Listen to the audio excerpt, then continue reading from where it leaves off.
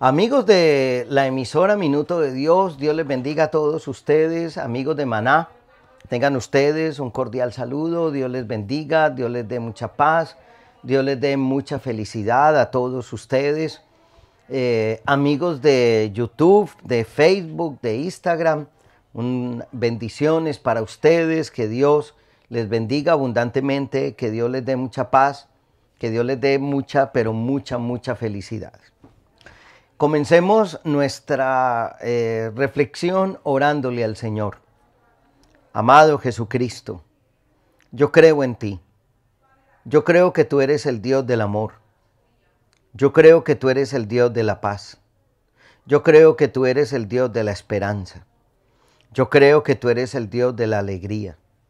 Yo creo que tú eres el Dios que me ama infinitamente, que me perdona infinitamente. Yo creo que tú eres un Dios que sigue creyendo en mí, en la humanidad, en el género humano.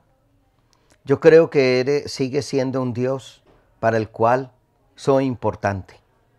Yo te bendigo, yo te alabo, yo te glorifico, yo te doy gracias. Amén.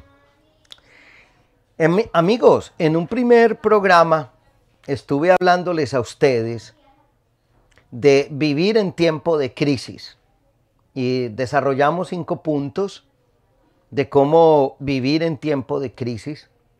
Dijimos que estábamos quizás no en una época de cambios, sino en un cambio de época, y que esto implicaba para nosotros adaptarnos a una nueva manera de ver. Los filósofos hablan de una nueva cosmogonía, de una nueva cosmovisión, y esto implica riesgos y peligros también. Hablaba de cómo enfrentar la crisis. Hoy quiero hablarles a ustedes de los riesgos y los peligros en tiempos de crisis. ¿Qué riesgos y qué peligros podemos enfrentar o a los cuales nos podemos ver abocados en tiempos de crisis?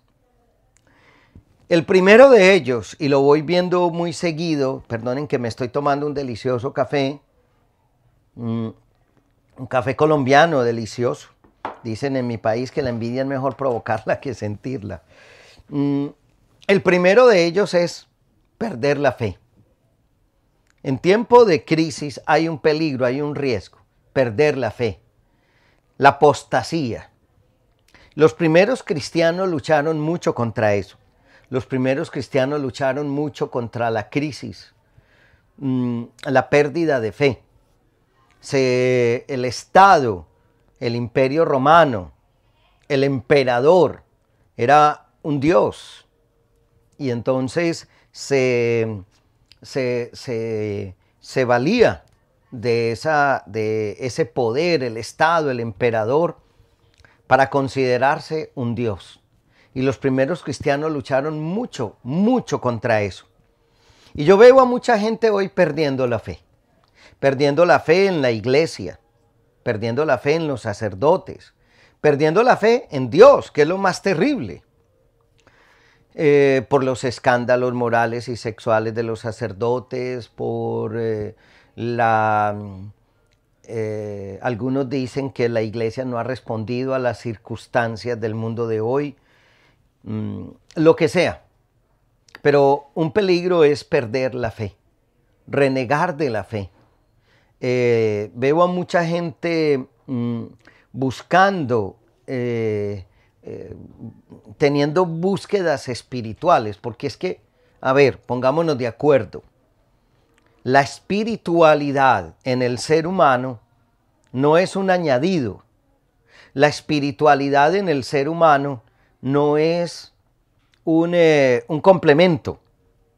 La espiritualidad en el ser humano no es un añadido. El ser humano es espiritual. El ser humano es espiritual. Por lo tanto, hace años salió un libro que se titulaba Los Principios de Peter. Y en esos principios de Peter había uno que decía, todo vacío tiende a ser llenado. El vacío de Dios no lo llena nadie. Y todo ese vacío de Dios que yo lo lleno con cosas es lo que se llama idolatría. Pero cuando hablamos de lo espiritual, es que la gente está llenando ese vacío espiritual con experiencias espirituales y eso a veces nos complica la vida. El primer riesgo es la pérdida de fe. Dejar de tener fe, dejar de creer, dejar de confiar, dejar de esperar, perder la fe. Mucha gente ha perdido la fe y les decía ahora que lo espiritual no es un añadido a la vida y mucha gente considera que lo espiritual es un estorbo y resulta que lo espiritual no es un estorbo, es un elemento constitutivo de mi ser. Algunas personas dicen que lo espiritual no tiene que ver con la religión y dicen yo soy espiritual pero no soy religioso.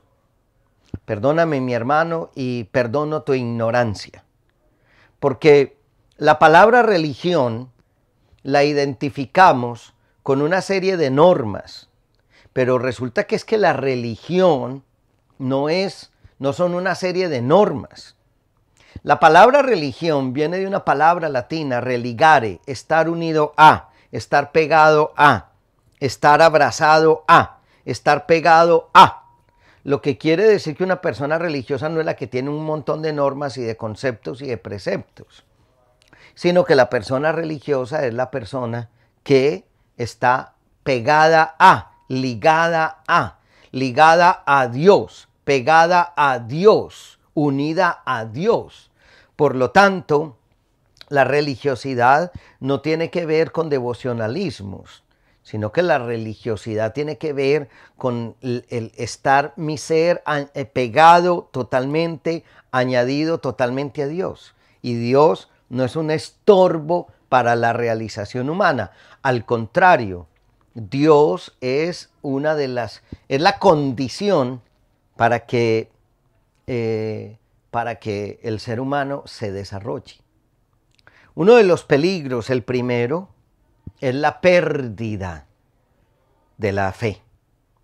El segundo elemento, el segundo riesgo, el segundo peligro, la segunda amenaza, el segundo trago de café. El pánico. Tenemos una sociedad, no sé si la palabra sea correcta, pero se usa, empanicada. Tenemos una sociedad empanicada. No sé, mis amigos, si ustedes vieron la película El Guasón.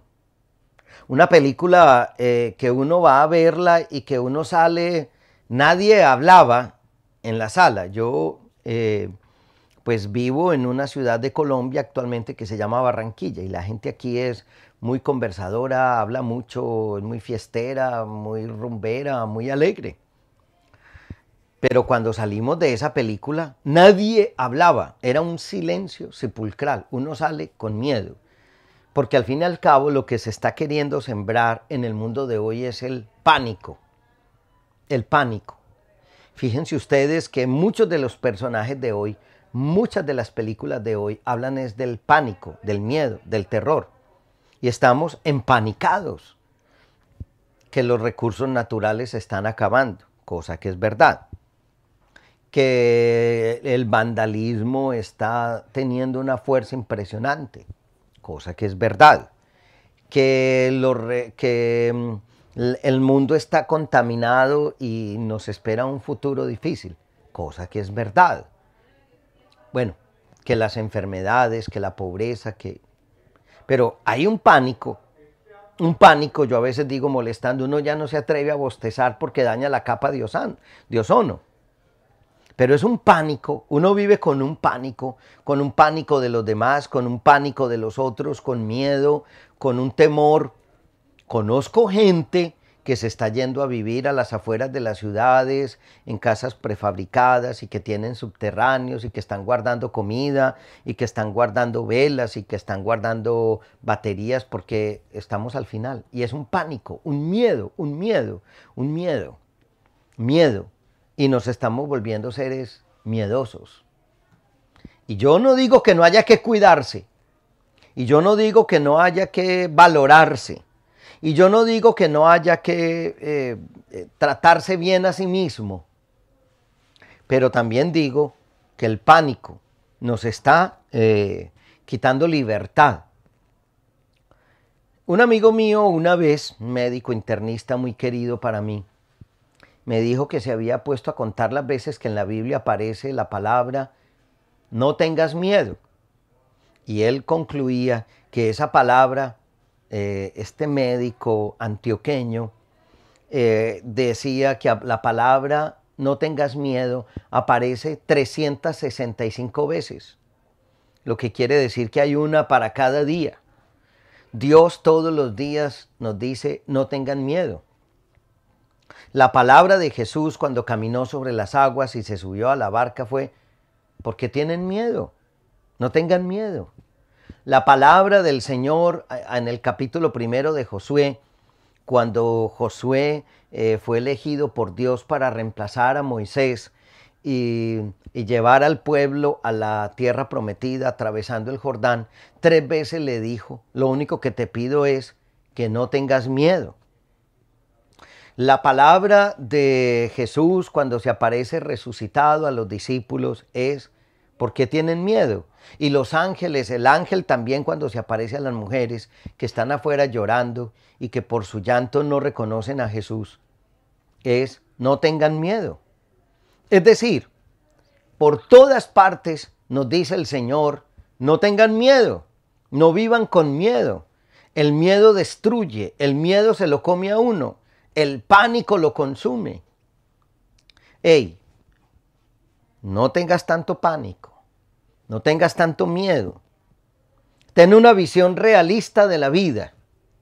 La visión realista de la vida es que uno nace, uno es joven, uno madura, uno envejece y uno muere. La visión realista de la vida es que el cuerpo se deteriora y se enferma. La visión realista de la vida es que uno envejece. La visión realista de la vida es que nadie da la vida por nadie. Perdónenme, la visión realista de la vida es que la vida es dura. Nunca Dios nos ha prometido que no serán difíciles las cosas. Lo que nos ha prometido es que en medio de las dificultades, Él está con nosotros. En medio de los problemas, Él está con nosotros. En medio de la crisis, Él está con nosotros. Entonces tenemos una sociedad empanicada, una sociedad llena de miedo, una sociedad con unas situaciones desbordantes de miedo, de temor, de angustia, y la gente ya vivimos con miedo, con miedo. Ese para mí es un gran logro de Satanás, producir miedo, convencer a la gente de miedo, convencer a la gente de temor. Un gran logro de Satanás es llenar a la gente de miedo. Entonces, pues, ¿por qué Satanás el miedo? Le tiene miedo a Dios. Satanás le tiene miedo a Dios. El mal le tiene miedo al bien. El mal no tolera el bien. Porque el mal sabe que el bien lo destruye. El mal sabe que el bien es más fuerte. Por lo tanto, tal vez nosotros tenemos que cuidar eso. Hay una tercera característica, un tercer riesgo, un tercer peligro en tiempos de crisis. Un tercer riesgo, un tercer peligro en tiempos de crisis. Y es la visión apocalíptica de la historia. El concepto de historia que estamos manejando. Cuando hablamos del concepto de historia, visión apocalíptica, ¿recuerdan ustedes el libro de Daniel en la Biblia? Pero también el libro, los últimos capítulos de Mateo, de Marcos, donde también hay una visión apocalíptica de la historia y se dice que habrá guerras, habrá destrucciones. Se nos olvida que el libro de Daniel dice que sí vendrá un dragón, y una vez yo me puse a leer el libro de Daniel y el dragón, o aún el Apocalipsis, y el dragón que tiene unos cachos o unos cuernos y que en el cuerno le crece otro cuerno y que en ese cuerno tiene unos ojos. Y yo decía, bueno, esto parece una película de El Señor de los Anillos. Esto parece esta otra película muy famosa, parecía El Señor de los Anillos. ¿Ah? ¿Mm? Como en Hobbit, los Hobbit, que también es parecido al Señor de los Anillos. O este que tenía una varita, ¿cómo es que llama? Harry Potter. Harry Potter. Y entonces, pues uno se pone a recrear ese animal que tiene cuernos en los cuernos y que después tiene un ojo, pero no tiene solamente un ojo, sino tiene 7. Es la manera como Daniel, como Jesús se imaginan el mal, la fuerza del mal, el libro del Apocalipsis. Pero se nos olvida que en el libro de Daniel dice que apareció un ser vestido de blanco y que destruía el mal. Pero hay una visión apocalíptica de la historia, y entonces uno, perdónenme lo que voy a decir, de vez en cuando me mandan un mensaje de la Virgen de Meyugori, que el final está cerca, que el final, que estamos en las postrimerías, que esto se va a acabar. ¿Cómo les parece a ustedes? Además de que el Papa Francisco ha dicho que él no se imagina a la Virgen como una secretaria mandando mensajes todos los días, como una secretaria manda mensajes por WhatsApp o manda mensajes por correo electrónico. A mí me mandan todos los días mensajes de la Virgen en Meyugori, aquí y allá, la Virgen yo no sé dónde, y la mayoría de esos mensajes son catastróficos. Cuando hablo de la visión apocalíptica de la historia, estoy hablando de una visión catastrofizante de la vida, de una visión catastrofizante de la historia. Muy diferente de la visión de la vida, muy parecida a la visión de la historia de Nietzsche, o en algunos aspectos de los griegos, cuando hablan del eterno retorno. Y Nietzsche hablaba mucho del eterno retorno, pero es que esa no es la visión cristiana de la historia. Esa no es la visión judeo-cristiana de la historia, no es la visión cristiana de la historia. En la visión cristiana de la historia, el hombre está llegando a su plenificación. Es que estamos en los últimos tiempos desde que Jesucristo murió. Estamos en los últimos tiempos desde que Jesucristo resucitó. Muy parecido a lo de Teilhard de Chardin, que habla de la cristificación de la historia. Pero hoy estamos en una visión catastrofizante de la historia. Sí, hay mucho plástico en los océanos, pero entonces los océanos se van a acabar. Pues sí, si vamos como vamos, vamos mal. Hay una película que yo la he visto varias de esas y me impacta mucho, que hay como un ritual de limpieza, donde una vez ahora van a decir ustedes, el padre no se mantiene no en cine y viendo televisión. Bueno, pero sí me gusta ver series de televisión, me gusta el cine. Y hay La Pulga. Purga. Yo sabía que era purga, pero era para hacer un chiste flojo ahí. La Purga. Sí, aparece aquí que mi operador de audio, don Josman Paternina, también le gusta. ¿A usted le gusta? Bueno, ahí está. Y en esa purga hay un día al año donde usted puede meterse a la casa del que quiera, matar al que quiera, y es una cosa terrible. Y una persona tiene una casa y en esa casa está su familia y tienen armas, pero tienen un sistema de bloqueo en las ventanas, en las puertas, y se les mete una persona. Bueno, es una cosa. Pero es la purga, y está el pensamiento de la purga. Es una visión apocalíptica, catastrofizante de la historia. O sea, la visión catastrofizante de la historia y la visión apocalíptica, mal entendido el apocalipsis, es que esto va de mal en peor, que las cosas no están mejorando,